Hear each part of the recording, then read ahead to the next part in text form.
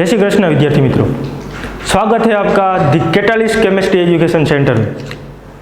तो हम आज सीखने वाले हैं, उस टॉपिक का नाम है 3,3 सिग्मा टॉपिक। तो लगा दीजिए heading 3,3 sigma topic.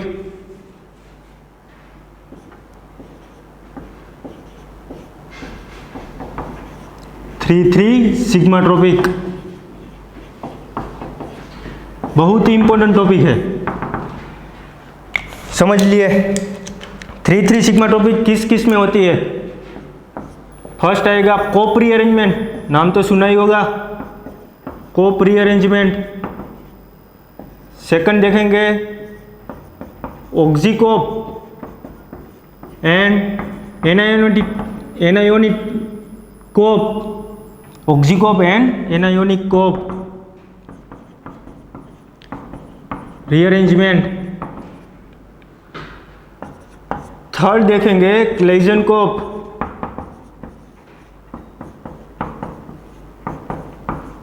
Rearrangement. Fourth आएगा एजाकोप रीअरेंजमेंट।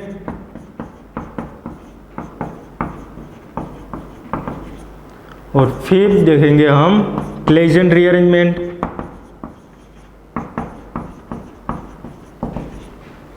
और एक और में भी होती है 3,3 सिग्मा टॉपिक, उसका नाम है Fischer indole synthesis. Fischer indole synthesis. ये फिशर इंडोल सिंथेसिस में से जी सेट में से 2 क्वेश्चन आ गए, वो भी 3,3 सिग्मा टॉपिक का है। एक क्वेश्चन ऐसा था कि फिशर इंडोल सिंथेसिस में कौन सी सिग्मा टॉपिक होती है, तो 3,3 सिग्मा टॉपिक। और एक क्वेश्चन ऐसा था दूसरे साल कि 3,3 सिग्मा टॉपिक किस में होती है, और नीचे 4 ऑप्शन दिए थे, उसमें आया था फिशर इंडोल सिंथेसिस। ये आप हेट्रोसाइक्लिक में भी सीखेंगे और पेरीसाइक्लिक में भी सीखेंगे। तो फर्स्ट हेडिंग लगा दीजिए कोप रीअरेंजमेंट। ये 6 है जिसमें 3,3 सिग्मा टॉपिक होती है। फर्स्ट हम देखेंगे कोप रीअरेंजमेंट।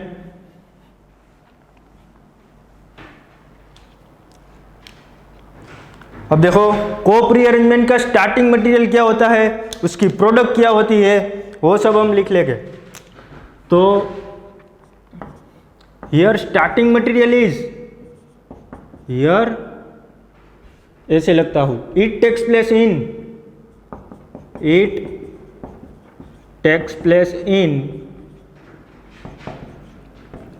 1,5-डाइन।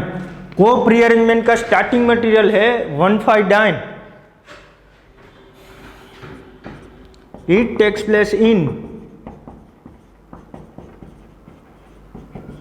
Under thermal condition. एक बात याद रखो, ये जो 3,3 सिग्मा टॉपिक है ना, वो सारी थर्मल कंडीशन में ही होती है, हीटिंग कंडीशन में ही होती है।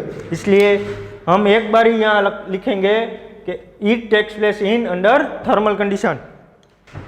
Third point, here C3C4 means carbon 3 और कार्बन 4 बॉन्ड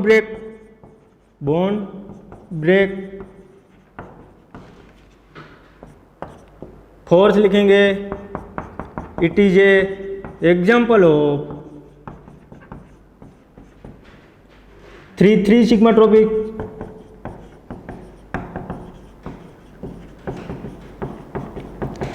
अब हम सारे देखने वाले हैं वो सब 3,3 सिग्मा टॉपिक ही है, इसलिए ये हम एक बार ही लिखेंगे 3,3 सिग्मा टॉपिक। लास्ट है हियर प्रोडक्ट इज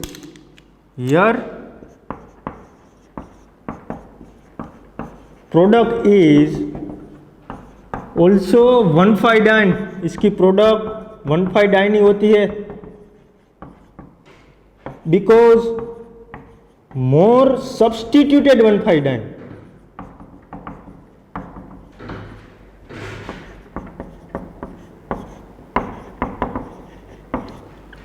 समझो, इसका स्टार्टिंग मटेरियल क्या होता है, 1,5-डाइन होता है। ये थर्मल कंडीशन में होती है। Here C3C4 bond break. अभी हम देखते हैं, it is example of 3,3 sigma topic, वो तो आपको मालूम है। हियर प्रोडक्ट इज ऑल्सो 1,5-डाइन। स्टार्टिंग मटेरियल भी 1,5 डाइन है, प्रोडक्ट भी 1,5 डाइन है, बट समझो स्टार्टिंग मटेरियल और प्रोडक्ट दोनों सेम है तो ये रिएक्शन का मतलब क्यों, बट जो 1,5 डाइन होगी वो more substituted diene major product होगी। देखो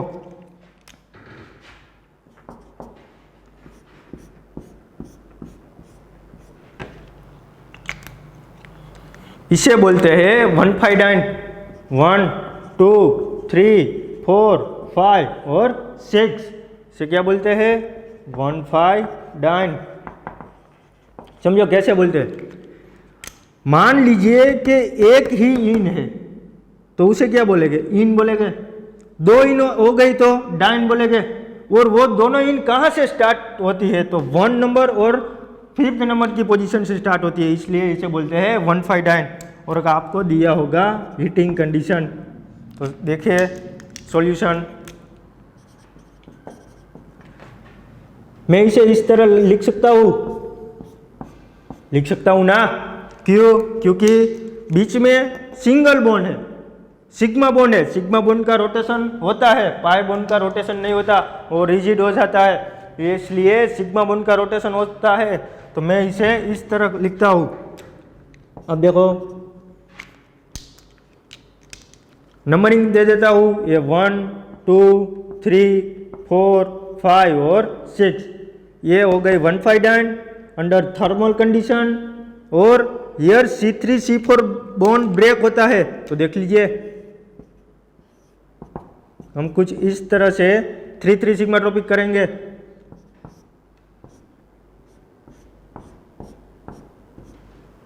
ये हमारी 1,5 डाइन ही प्रोडक्ट मिलेगी, और ये हो गई 3,3 sigma tropic.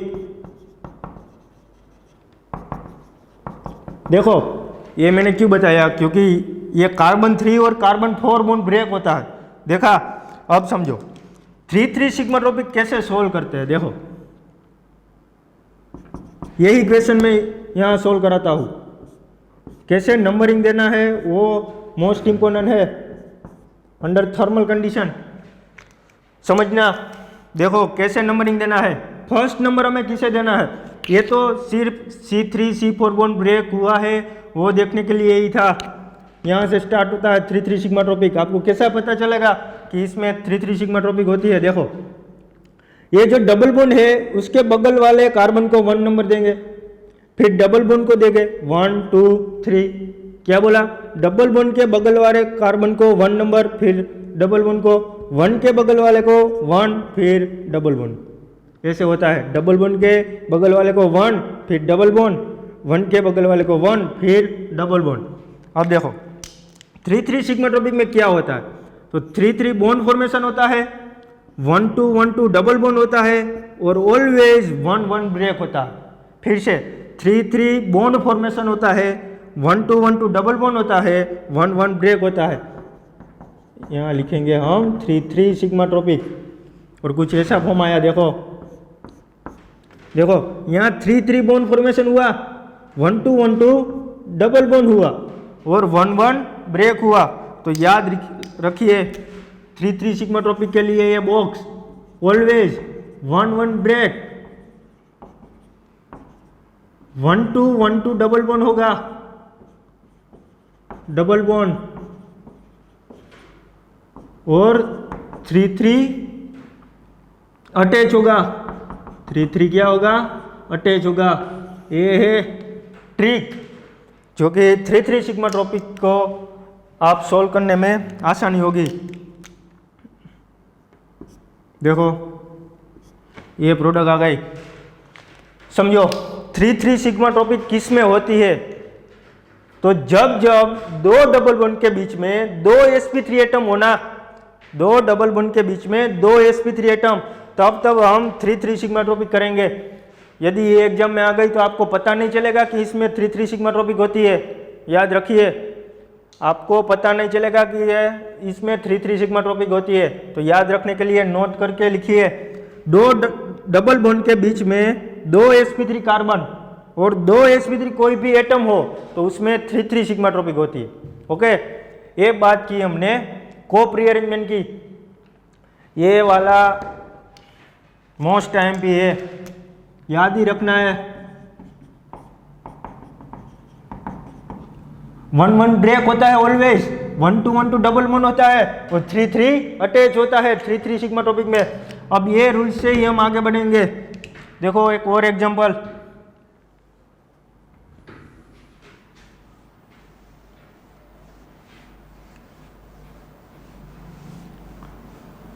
Three three bond formation, 1 2 1 2 double bond और 1 1 ब्रेक।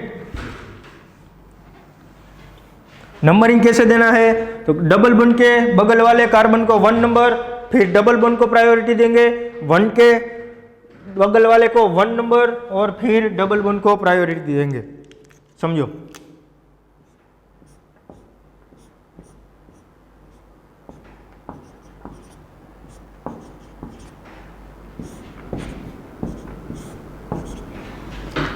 ये हमारी 1 5 डाइन।